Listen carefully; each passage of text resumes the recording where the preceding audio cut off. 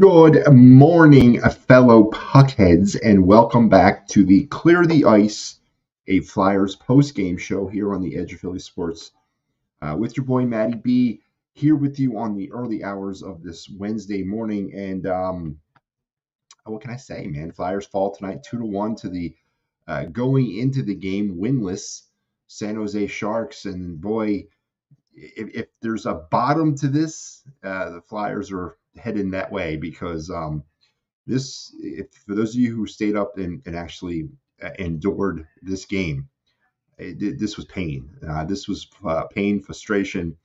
This started to kind of call into question everything that we've sort of kind of agreed to deal with this hockey team because what I saw tonight was just the Flyers lost to an AHL team, and they lost pretty soundly to that team.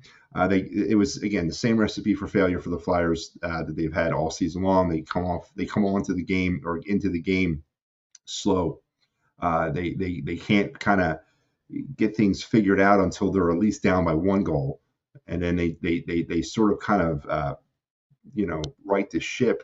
But then it takes them about a period or two to kind of get the juice flowing. And by then, sometimes they're down by 4 or 5 goals. But this night against a AHL team in the San Jose Sharks, they were kind of in it. Then they went down by 2 goals, and the only goal they mustered in this entire game was a goal that it was a pretty goal by Joel Farabee that had to get reviewed in order to count. And that was all the offense the Flyers could generate tonight, or the goals. I shouldn't say the offense because the Flyers were in the zone most of the night. And again, the shot totals on this game was completely in the favor of the Flyers. The Flyers 39 shots tonight, and they only gave up 19, and they can't score more than 1 goal against Mackenzie Blackwood. I mean, this guy, it's just again, I think it calls into question everything that we've kind of signed up for in this rebuild. So 2-1 Flyers lose. Eric chimed in. Good morning, Eric. Thank you for joining me. The fourth line and Sealer got to be scratch. Eric, I'm not really. Listen, I'm not going to the fourth line and trying to pin responsibility on them. This was a game that the Flyers lost. I'm not going to sit here and blame, Sealer or come on. What are we doing here? This is a total team loss. If you're watching the broadcast, this is the very common phrase you heard all night: shot wide, shot deflected, shot wide, shot deflected. I mean, all night long it was that, and they still generated 39 shots on net in the interim.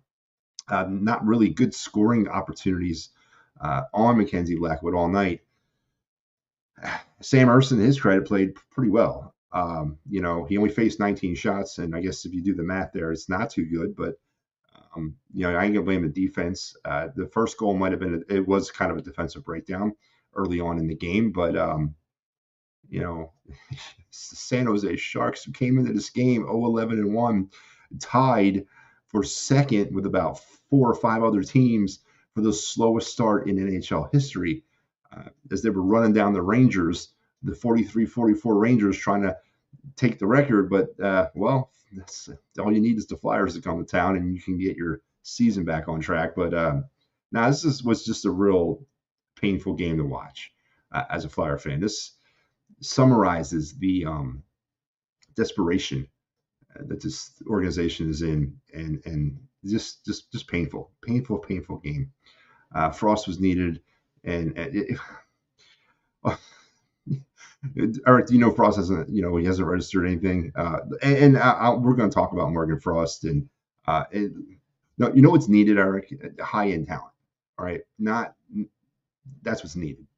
That's what's needed to win games like this handily. Is actual NHL talent, and the Flyers don't have it. And we're working our way through trying to figure out some of these young guys. And again, as I said, this calls into question everything we've agreed to endure with this team. But Morgan Frost is an interesting story. Of course, Morgan Frost a healthy scratch tonight, which I believe now is starting to kind of sound a little bit like a power struggle between head coach and GM. I think John Tortorella is done with Morgan Frost. I really don't think he believes in him anymore. I think that he wants to move on from him, but I don't think Danny Briere was going to let him move on from him. I think this is a situation where the upper management's going to play the hand here and keep Morgan around and try to pressure Tortorella into playing him, and Tortorella is going to lash back at management and say he doesn't want to play him. I honestly believe Morgan Frost is caught in the middle of a power struggle right now between GM and coach. I really do, because there's no other reason that Morgan Frost is a healthy scratch to me. So I think there's more going on there than meets the eye, and hopefully, again, this is what we don't need this right now. Either Morgan Frost is going to be part of it or he's not. I don't want a money ball situation here where you got the GM coming down talking to the manager saying, "Hey, I want him to play," and then the manager says, "Well, the lineup's mine," and he's not playing. We don't need that as a fan base at this stage of the game, because there's so much other things going on. If the coach doesn't believe in Morgan Frost, the coach is the one that spends every day with him. The coach is the one who watches him in practice every day. Then move Morgan Frost along, get some assets for him, and just be done with it. I don't need internal power struggles between the coach and GM over Morgan Frost. To me, it's not worth it. But whether or not Morgan Frost, I think he's an NHL player, but obviously Tortorella wants more from him, and he's not getting it, and this is the result. So I'm not going to sit here and pin the season failures on Morgan Frost not playing, or Neil Andre not playing, or Nick Seeler playing. I'm not doing that. But just a real painful game tonight as the Flyers begin a West Coast trip. It actually kind of felt like the Flyers were coming off of a West Coast trip the way they were playing, as they played lifeless for 2 periods. They came to life in the third, but still could not finish. The power play once again continues to sink to new lows. Tonight, 0 for 4 on the season. Now they are 4 for what is it? They are 4 for 45 on the power play. 4 for 45. That's 8% effective. Or sorry, I'm going to give. I don't want to cheat them out of any numbers. There is 8.9% effective. I don't think I've ever followed a team in my entire hockey life, or been associated with a team in my entire hockey life, to include teams I played for, that have had an 8.9 effective power play. It's dreck. It's absolute dreck. And if you're trying to pin some of the problems on this team right now and the lack of offense, you got to go there. And it's not as simple as changing up line combinations and firing Rocky Thompson. It's not, to me. It's just the fact that we don't have the talent to be an established power play.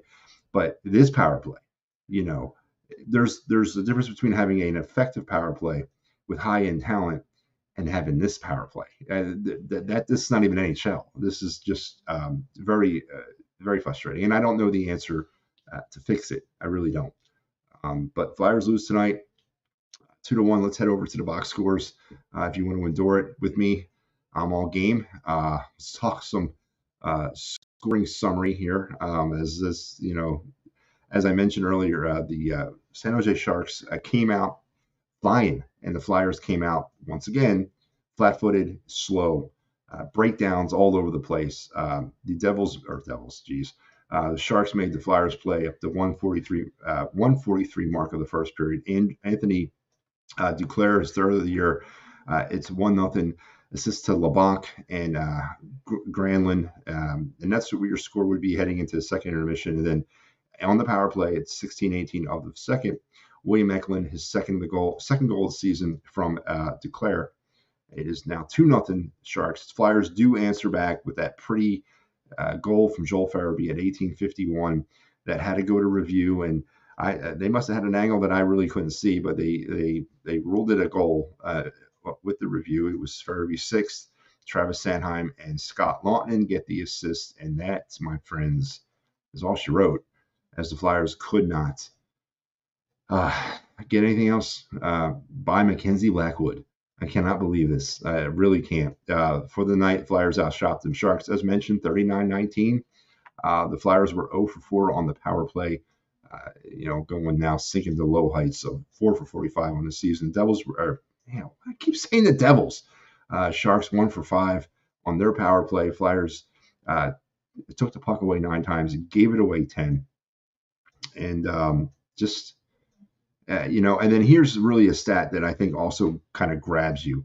The Flyers won 16 faceoffs all night long, whereas the Sharks won 37 faceoffs. Flyers faceoff winning percentage for the night was 30.2, and the Sharks at a whopping 69.8. Again, if you want to kind of pinpoint kind of how this game worked out for the Flyers, you go to that faceoff, and you also, once again, go to the power play, because they obviously offsetted the Flyers' 39 shot effort tonight in the loss, 2-1. And the Flyers now fall on the season to 5-7-1 for 11 points under John Tortorella.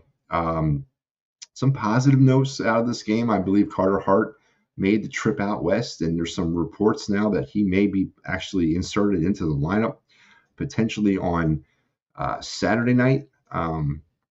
So that we can be spared another Cal Peterson game, because Flyers are going to go back-to-back on Friday and Saturday against Anaheim and LA. So it's looking like reports are Carter Hart might be playing on Saturday. He is on the trip with the team, so good news, I guess, there. But I don't know. He's just really, as I said, calling into question everything that we signed up for. And it's 1:30 in the god-awful morning, and I'm up here having to watch this and then try to talk about it in a positive way, which there's really nothing positive when you go into a game against a team that was 0-11-1 and had given up 10 goals in their last 2 games. The Sharks had given up 20 goals over their last 2 games, and they held the Flyers to 1 tonight. And Mackenzie Blackwood standing on his head. I don't know, I guess is it a matter of the Flyers are now turning goalies into Vezina Trophy candidates, just like the Eagles are turning in, third-rate quarterbacks into Tom Brady. Is this what's happening this year now with these 2 teams? But it's hard for me to talk positive about a game that had such little positivity for the Flyers. The Flyers are a much talented team than the Sharks. And they got beat by a team that wanted it more than they did. And, John Tortorella, you call in the question maybe his coaching style. Why is this team constantly getting off the slow starts in games? Why is this team getting skated off the ice in the first 10 minutes of a game and finding themselves down sometimes 3 or 4 goals? It's happening every game, over the last, 2 weeks now. What message is not being heard now? And I don't know. It's very frustrating, but no, it's not frustrating, folks. And that's the Edge of Philly Sports. And we got you covered across the board every day of the week. It is Wednesday morning here. And today we got some Killing Me Smalls, Philly Press Box Radio, Edge of Philly Sports Live, and the Get Processed Sixers post-game show. Should be a good one, Sixers and Celtics. And then everything else we have to offer the rest of the week here on EOP. If you're into Philly sports and you're not listening or watching EOP, then I don't know what you're doing, folks. And just like if you're not heading down the Dolans on 24 East Sellers Ave in Ridley Park, PA, for Quizzo music, great times, and memorabilia giveaways. Again, I don't know what you're doing, but head on down to Dolans, tell PJ and the gang that EOP sent you, and they'll take great good care of you. And after you're done, head over to PhillySportsTrips.com so you can travel like the pros. They got you covered for the Eagles, Flyers, Sixers, Phillies, Union, and pretty much everything else you can name. always something going on at Philly Sports Trips. Of course, they're doing Eagles tailgates when the Eagles are not on the road, and then the next trip, obviously, for the Eagles is here in a couple of weeks when the Eagles head out to Kansas City. So head over to phillysportstrips.com. Find some legal issues. Dave Cherry's demand, 610-565-0300, workman's compensation, motor vehicle accidents, personal injury, criminal law. Dave Cherry is the man I call. And I go for tickets at Cherry's Tickettown because there's great prices and no hidden fees. And I can save an additional 10% when I enter the promo code EOP10. Cherry's Tickettown at www.cherrystickets.com. Family owned and operated since 1946. Let's take a look around the National Hockey League on the Wednesday night or Tuesday night. Sorry, some of the games that were in the league. We had some action. The Lightning blanked the Canadiens. The Hurricanes won 1-0 in 3-2 in overtime. Sorry, the Lightning beat the Canadiens 5-3. I don't know what I'm looking at here, but the Hurricanes beat the Sabres 3-2 in overtime. The Wild over the Islanders 4-2. Rangers 5-3 winners over the Red Wings.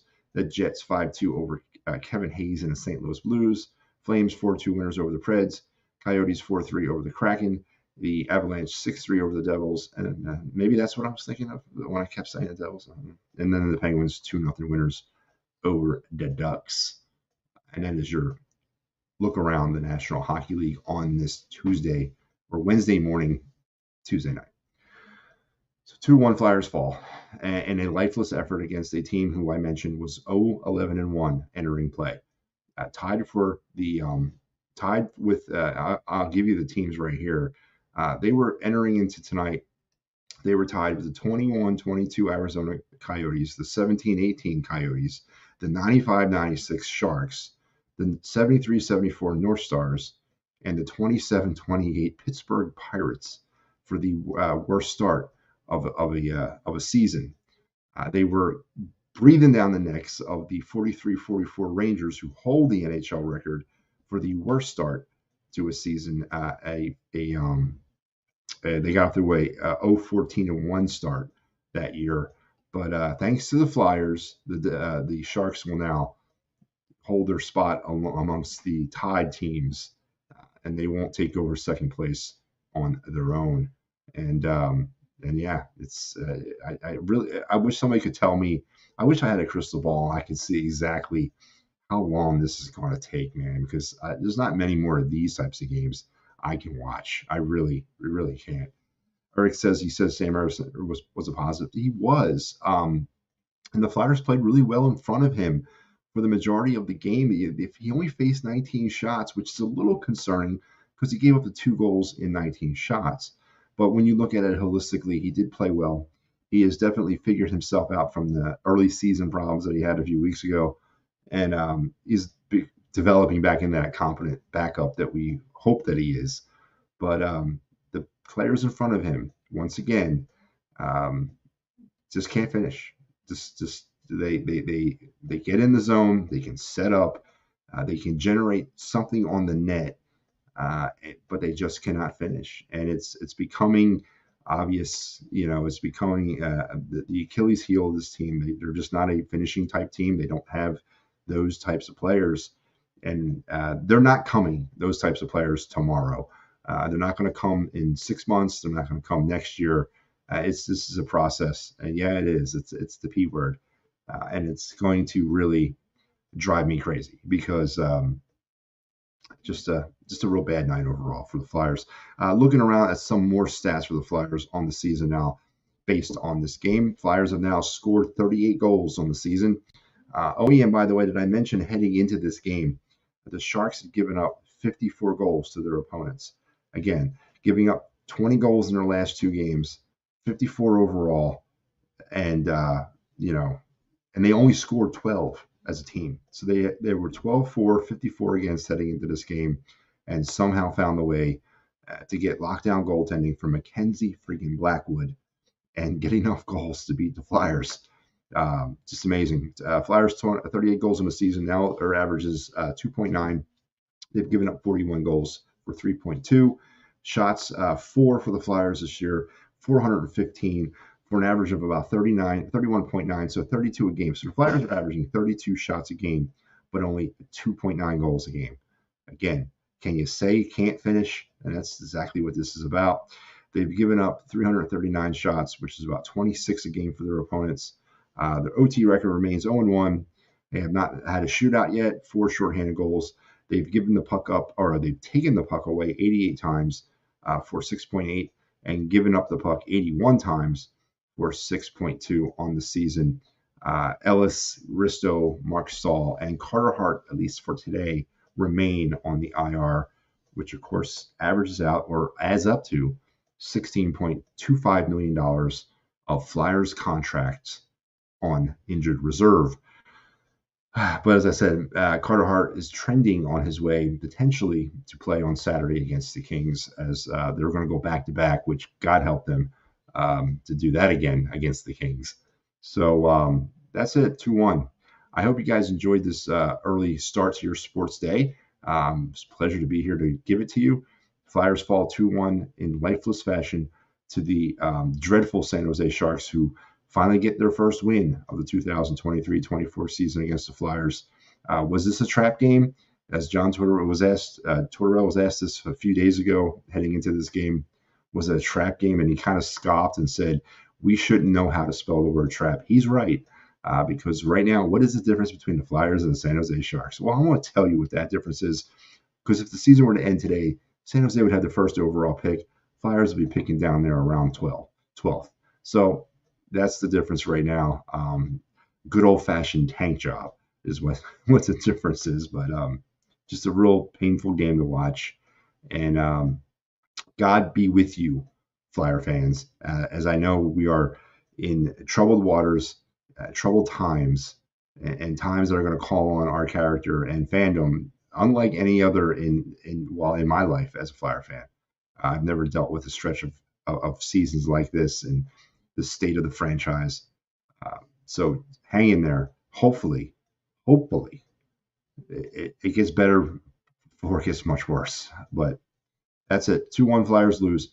Don't forget, we will be back on Friday night, right after the Anaheim Duck game. Don't think it's me, but somebody will be here to take you through that game, break it down for you. Hopefully we get a Flyers win. We get this thing turned around. And until we talk again, in the immortal words of Mr. Gene Hart, good night, or I should say good morning, and good hockey.